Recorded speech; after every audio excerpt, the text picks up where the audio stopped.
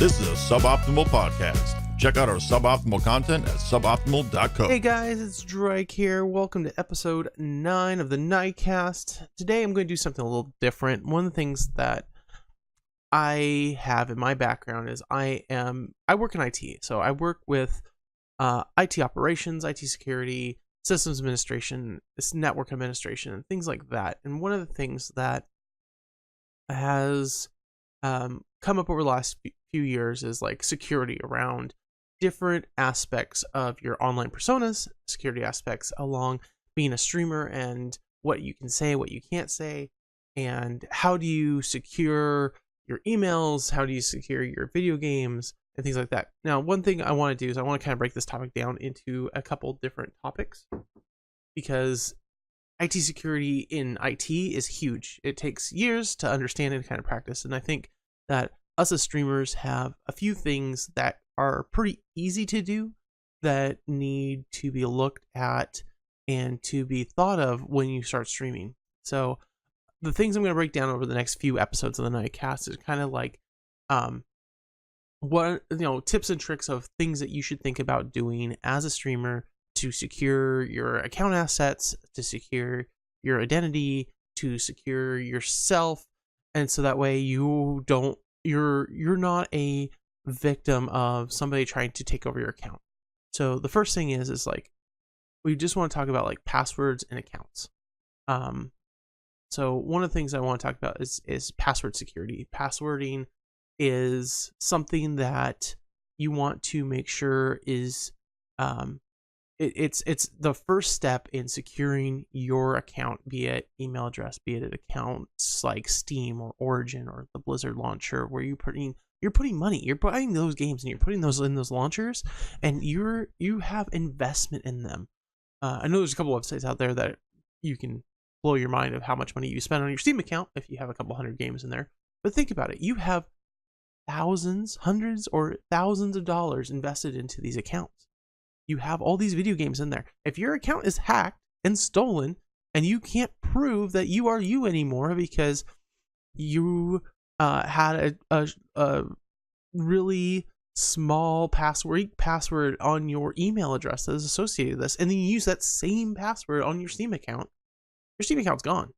All the games that are on there are gone, including all the saved content that is in your saved game file are gone. It just is. I mean, you have to make sure that you take care of these personas, these accounts, in the same way that you would secure your house. Do you just leave your house unlocked when you walk out the door? No, you lock the door when you leave. Do you just, when you park your car in a mall parking lot, do you roll down all your windows, leave everything unlocked, and you just leave everything inside, like your paycheck? It's just sitting there on the seat with your windows down. No, you don't. You keep the paycheck secure. You put it in your wallet until you get it to the bank. You immediately go to the bank, or you just have a direct deposit, which your paycheck goes straight in. You don't have to even worry about it because it's a secured transfer from your employer to your bank. So these are things that you kind of got to think about in streaming and in your accounts as well. So one of the things I wanted to cover today is passwords, and there are ways to do passwording that is complex in the beginning. Once you get your mind wrapped around it and you kind of tackle it, it becomes simpler. And the reason it becomes simpler is you use a password manager. There's multiple services out there that'll do this. LastPass, KeyPass is a free open source one. 1Password. So there's different options out there, and I would suggest taking a look at which one would work best for you. I use KeyPass myself. I don't really use my passwords outside of known computers, so I have a KeyPass application I use, and I have a KeyPass file that's secured, and I'll move that KeyPass file to the computers I trust, and then I open it, and I have to manage that KeyPass file in its locations. So that's my thing. It's not really handy for a lot of people if you're moving around to a lot of different computers. I don't move around to a lot of different computers. I really have the computer that I do all my stream stuff on, and then I have my game computer, and then I have a laptop. So I only have really 3 different areas. My work computer has a different KeyPass file that's all my work stuff, and I don't have any personal stuff in it, because at the end of the day, if I end up leaving that employer, I'd rather hand them a KeyPass file and say, here's all the passwords for all the accounts. So that way they can have access to everything if I end up leaving the company. So the KeyPass, 1Pass, LastPassword program manager. So how it works is that you have a single password that you log into this application. Now, this password needs to be something you know that you can get in with. Once you're inside it, all your passwords and accounts are there. Now, the reason a lot of people are scared about this is because you're like, oh, I put everything in one spot. Here's the thing. If you have an average of, I'll just use my accounts. So I have account and password for paying my water bill, account and password paying my electric bill, my gas bill, my internet bill, my mortgage, my student loans, my car, my wife's car.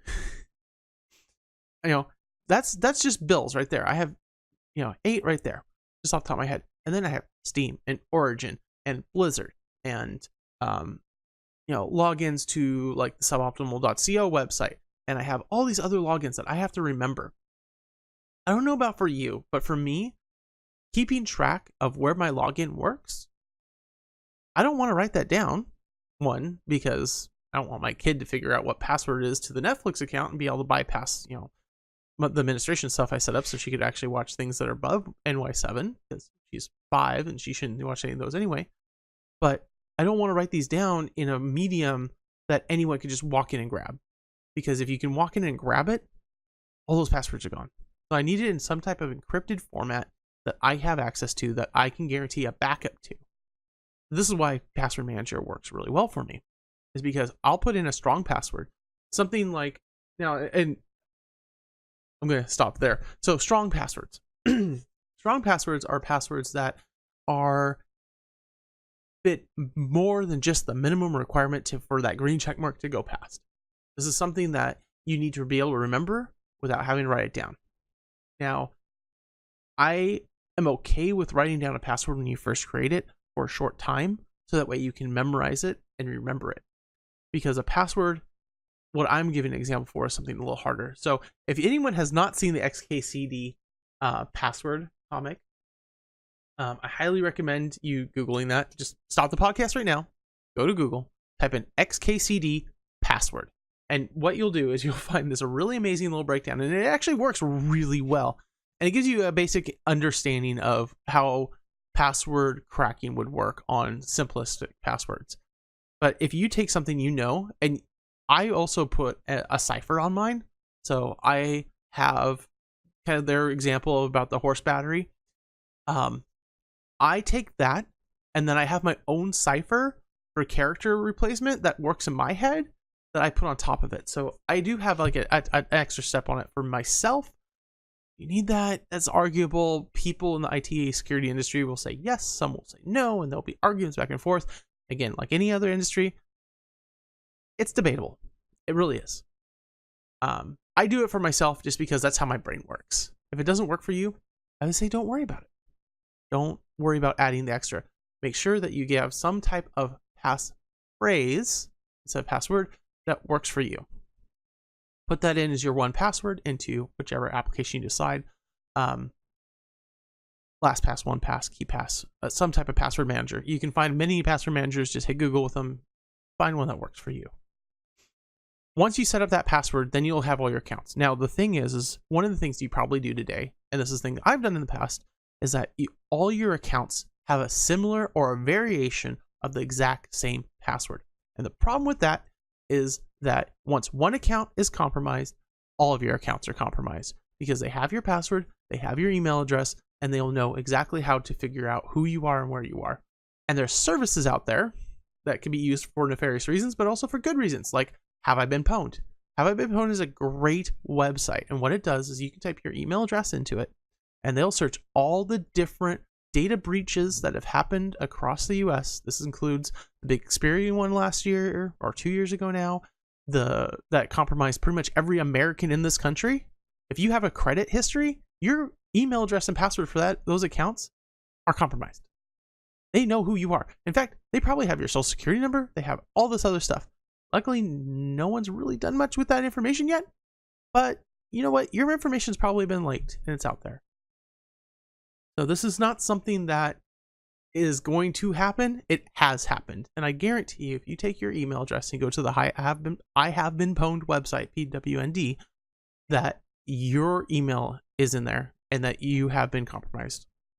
and you'll have a listing of all the different data breaches where your contact information has been in, and they'll give you a breakdown of it.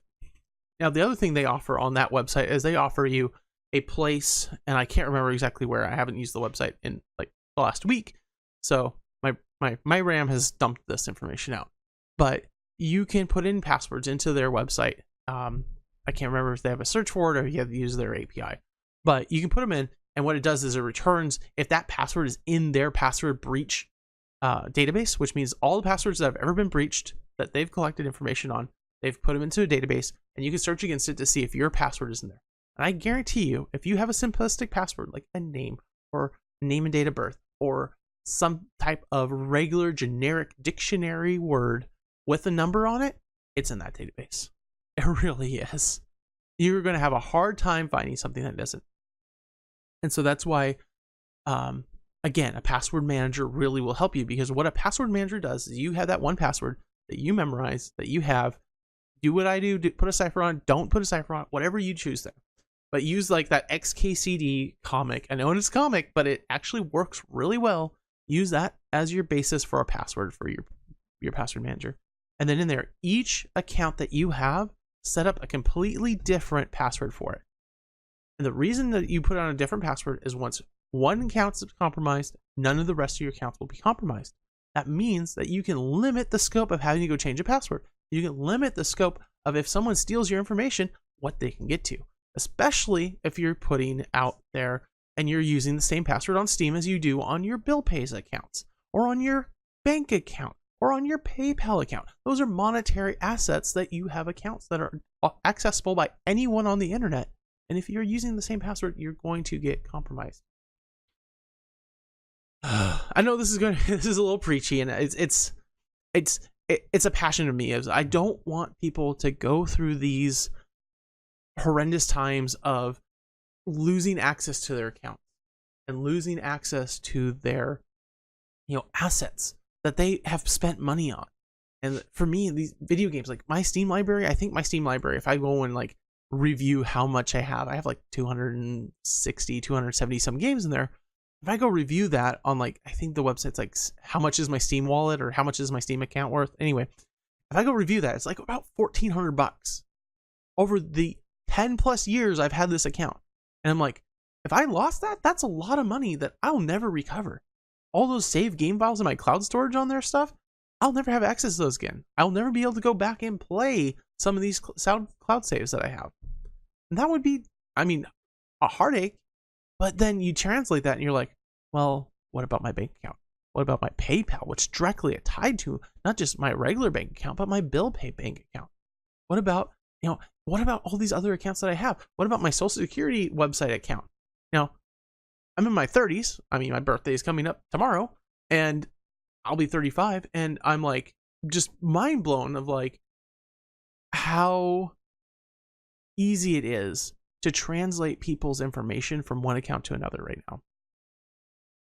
Another thing that I want to talk about in this podcast, and then I'll let you guys go, is that I want to talk about multi-authenticators, or 2FA, or multi-FA, MFA. These are all terms that just means that you'll have a password and then something else that allows you to confirm your identity. Think of it as like the old, 2-key system. You have to have 2 keys turned before you can get logged in. A lot of people are like, oh, that's just so much extra work to do. It's not. It really is not when you're considering the impact to yourself if you don't have access. So as a streamer, if you don't have access to your stream library where all your games are, where you can play your games, what do? You're going to go do an IRL stream? You're going to go, all of a sudden you log in tomorrow, and the password that you use on Origin, Blizzard, and Steam, where all your games are, let's just say that you don't have any games anywhere else, are gone. This includes, your access to your Warframe account and everything else that you purchased through Steam. They're gone because they were all the same password and you were data breached. What do? They're gone. It's hard to think and it's hard to comprehend, but if they're gone, what do? This is why you want to make sure those accounts and those passwords are separate. And using an account manager, some type of password manager, is really going to help you do that.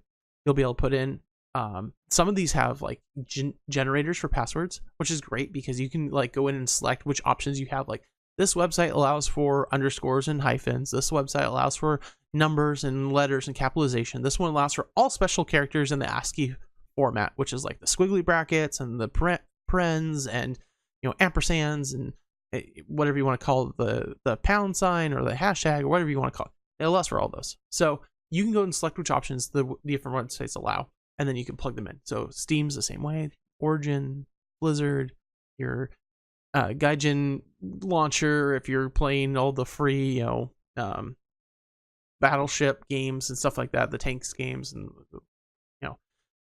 so these things that you can do. And the great thing about how simple these things are now is there's websites out there, and I'm going to click this for you guys watching the YouTube. You'll be able to see this, but there's a website out there called turnon2fa.com. So turnon2fa.com is turning on two-factor or multi-factor authentication. They have a breakdown on here, and the example I have right now is Blizzard, and they have a breakdown with pictures of how to set up your multi-factor authentication. Download the app to your phone, turn on SMS protection, all this other stuff.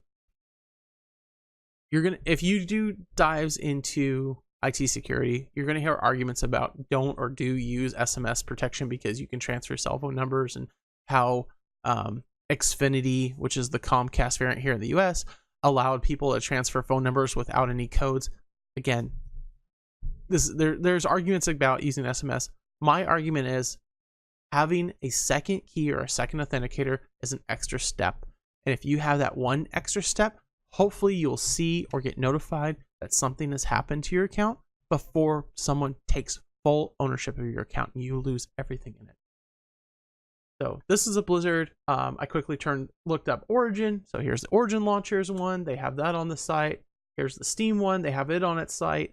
The Steam one's really nice because it's using the Steam app, so on your phone. And again, when you are ready to log in, like the Blizzard launcher, what's really nice about it is it just pops up a message and it just says, do you want to accept? I grab my phone, I hit the accept button, I put my phone down, it logs in. I don't have to go out and do something else. Now, those of us without smartphones and stuff, it can be more difficult. There are SMS options out there, there's email options out there. Everyone playing a video game at this point in stage probably has an email address because it's required to create an account on any of these services that I'm talking about. And that's why at least setting up something on here is better than nothing.